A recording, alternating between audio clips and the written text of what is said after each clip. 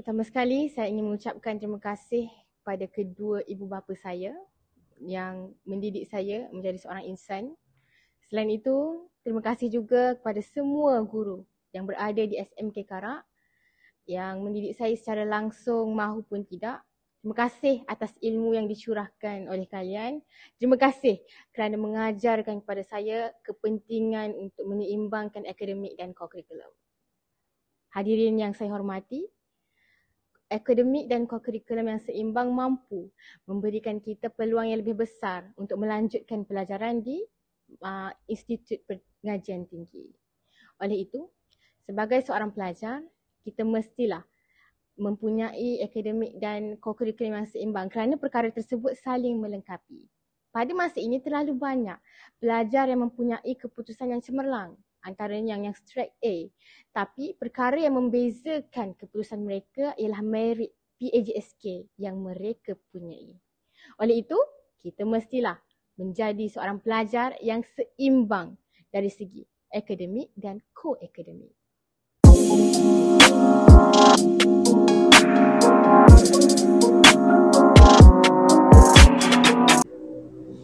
Assalamualaikum dan selamat sejahtera semua. Nama saya Nur Syuhada Amira binti Ahmad Tarmizi dari Sekolah Menengah Kebangsaan Karak.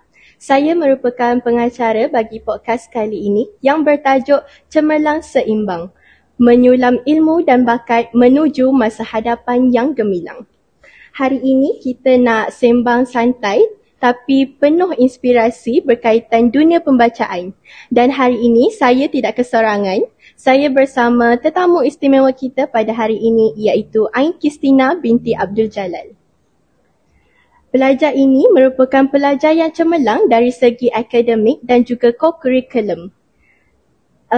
Jika kita lihat di sini, kita boleh nampak banyak piala dan juga sijil yang telah diperoleh oleh Ain Kristina. Dan saya mungkin kurang tahu, jadi boleh Ain kongsi sedikit pertandingan yang Ain telah sertai? Baik, boleh. Terima kasih Kak Syuhada. Okey, sebenarnya nama saya Ain Kristina binti Abdul Jalal dari Sekolah Menengah Kebangsaan Karak. Okay, pada hadapan anda semua, ada beberapa piala, medal dan juga sijil yang saya paparkan. Yang pertama ialah medal kemenangan saya iaitu pada tahun lepas dalam pertandingan catur. Saya berjaya mendapat johan dalam pertandingan tersebut dan mewakili daerah pada peringkat negeri. Pada tahun ini saya tukar bidang kebitaraan dalam sukan tu kepada pertandingan memanah dan saya hanya berjaya mendapat tempat yang keempat dalam pertandingan tersebut. Pada tahun ini juga saya bukan hanya terlibat dalam bidang sukan tetapi aktif juga dalam bidang yang berkenaan dengan pengucapan awam. Yang ini merupakan piala yang saya berjaya dapat dalam pertandingan pembaca bestari peringkat daerah Bentong dan mewakili daerah Bentong dalam peringkat negeri. Dan yang ini piala yang saya sangat banggakan. Piala kemenangan kami di peringkat negeri iaitu mendapat tempat ketiga dalam pertandingan pementasan teater sejarah tahun 2025, mohon maaf. Ya. Sebenarnya saya berperanan sebagai seorang narator dalam pertandingan tersebut dan alhamdulillah kami berjaya mencapai tempat yang ketiga daripada 20 sekolah yang bertanding dan 6 sekolah yang membuat pementasan secara fizikal di auditorium di RTM Pahang. Ya, betul. Saya dengar Ain juga aktif dalam resensi buku. Boleh Ain kongsikan sedikit pencapaian Ain dalam pertandingan tersebut? Untuk pertandingan resensi buku, saya bergiat aktif sejak tahun ini juga. Saya menyertai pertandingan resensi buku dalam talian pada bulan Mei yang lalu dan pertandingan pembaca bestari pada bulan yang keberapa ada juga pada tahun ini. Dan saya berjaya mewakili daerah pada peringkat negeri. Okey, baiklah. Ain memang join banyak pertandingan. Jadi saya nak tanya macam mana Ain boleh terjebak dalam pertandingan macam ni, especially yang resensi buku dan juga pembaca bestari. Adakah Ain memang minat membaca atau hanya sekadar cubaan baharu sahaja? Okey, baik. Sejujurnya saya bukan seorang pembaca yang tegar. Saya suka bahan bacaan yang bersifat ringan. Contohnya komik. Tapi setelah mendapat dorongan dan paksaan oleh Cikgu Nadia, iaitu guru perpustakaan saya memilih sebuah buku yang berjudul Nirnama pada mulanya untuk dipertandingkan pada pertandingan lisensi buku pada tahun ini. Tetapi pemilihan buku tersebut saya buat pada tingkatan 2, iaitu pada tahun 2023. Kiranya dah 3 tahun persediaan itu saya rangka untuk ke peringkat negeri.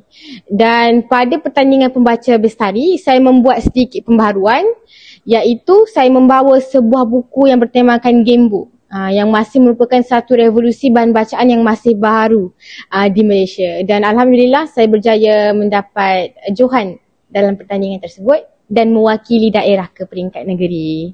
Ya. Oh, jadi sebenarnya kita bukan macam perlu minat sangat lah kan sesuatu benda tu untuk kita nak sertai. Tapi dorongan orang sekeliling pun penting kan. Sebab dari situlah bila kita dah cuba tu baru kita dapat kenal diri dan potensi kan. Benar sekali Akak. Okay. Lepas tu Akak nak tanya, bila kita dah sertai pertandingan macam ni, mesti macam ada banyak cabaran kan.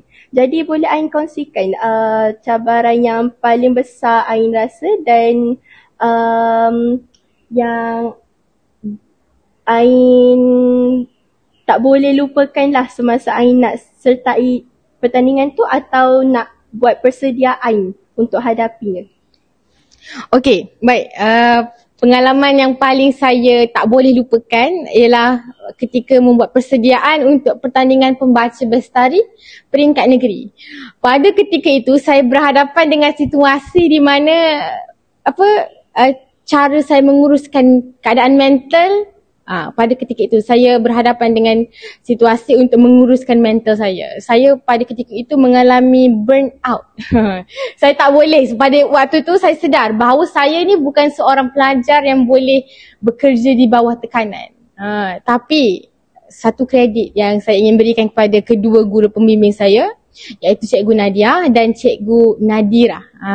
Kerana mereka sangat sabar ya selama 1 minggu menunggu saya dapat mood. Dan saya dapat mood tu pada 3 hari sebelum pertandingan. Agak lewat tapi tak apa. Dan saya juga ingin mengucapkan rasa terima kasih kepada Puan Azalini dari Sekolah Menengah Kebangsaan Bentong dan juga Puan Huda daripada SMK Sulaiman atas bimbingan sepanjang kursus untuk menuju ke peringkat negeri. Dan juga sebelum berlangsungnya pertandingan pada peringkat negeri, saya sebenarnya sehari sebelum tu saya berada di Terengganu. Bayangkan daripada Terengganu nak patah balik ke Bentong, ke Karak kan. Lepas tu esok ni nak pergi ke Bentong. Bayangkan perjalanan tersebut mengambil masa selama 7 jam. Tapi saya ada cikgu yang sangat kuat, Cikgu Nadia, yang sentiasa menemani saya sepanjang perjalanan tersebut.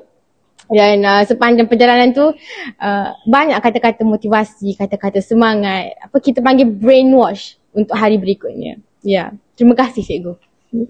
Okay. Tak sangka Ain yang Akak nampak ni macam ceria je, rupanya ada masa moody juga bila macam banyak tekanan kan. Okay. Disebabkan tadi saya dah sebut yang Ain juga merupakan pelajar cemerlang dari segi akademik, dan untuk pengetahuan pendengar di luar sana, Ain merupakan pelajar aliran sains yang telah berjaya mendapat keputusan 6A dalam peperiksaan pertengahan yang lalu. Dan saya rasa keputusan itu membanggakanlah untuk pelajar aliran sains yang aktif menyertai pertandingan co-curriculum kan. Jadi saya nak tanya kepada Ain, macam mana cara Ain seimbangkan masa untuk belajar dan juga buat persediaan sertai aktiviti macam ni? Okey, baik. Umumnya pasti orang akan cakap buat jadual waktu kan. Ya, betul. Tapi saya bukan seorang pelajar yang boleh terikat dengan jadual waktu. Jadi saya tiada jadual waktu harian dan juga tiada jadual waktu belajar. Cuma salah satu cara untuk saya kukuhkan lagi akademik saya adalah fokus ketika cikgu mengajar. Sebab apa? Bila kita fokus, segala ilmu yang diberikan tu yang pastinya akan dapat diserap masuk dalam minda kita. Dan yang kedua, pentingnya untuk kita sebagai pelajar menjaga adab bersama guru. Sebab apa? Orang kata adab dulu baru ilmu. Jadi itulah dua cara untuk saya kekalkan prestasi dalam akademik, iaitu fokus dengan apa yang cikgu ajar dan juga beradab dengan pendidik kita. Begitu. Wow. Perkongsian yang sungguh menarik dari Ain sebentar tadi ya. Okey, baiklah. Sebelum kita akhiri podcast kita pada hari ini, boleh Ain bagi kata-kata semangat atau pesanan sedikit untuk pendengar kita di luar sana yang mungkin nak cuba sertai pertandingan macam ni kan, tapi masih rasa macam ragu-ragu atau tak yakin dengan diri sendiri. Okey. Baiklah, sebenarnya saya pun dahulu bukan orang yang begitu berani untuk mencuba, tapi satu perkara yang saya pegang, peribahasa dia ialah jika kita tidak pecahkan ruyung, mana akan dapat sagunya. Jika kita tidak mencuba, kita tidak akan tahu potensi yang diri kita ada. Dan saya juga berpegang dengan salah satu kata-kata daripada seorang tokoh, iaitu Profesor Diraja Ungku Abdul Aziz, yang merupakan seorang tokoh akademik Malaysia. Beliau berkata, jika kita mestilah berani melakukan sesuatu luar daripada kebiasaan. Hanya dengan cara itu, kita mampu membina sesuatu yang luar biasa. Ya, itu kata-kata yang saya pegang. Wah, sangat hebat ya, dan sangat memberi inspirasi kata-kata daripada Ain sebentar tadi. Jadi saya harap pendengar di luar sana akan rasa lebih bersemangat dan terjentik hati untuk mencuba perkara baharu yang kita mungkin rasa macam tak sesuai dengan diri kita. Tapi macam Ain cakap tadi, kalau kita tak cuba, macam mana kita nak tahu kan? Jadi sampai di sini sahaja podcast kita pada kali ini. Saya harap pendengar di luar sana dapat sesuatu daripada podcast kita. Dan terima kasih kepada Ain kerana sudi menyertai podcast pada hari ini. Terima kasih juga Kak Syuhada kerana sudi menemu ramah saya. Terima kasih. Sama-sama. Kita berjumpa lagi pada hari lain. Bye-bye.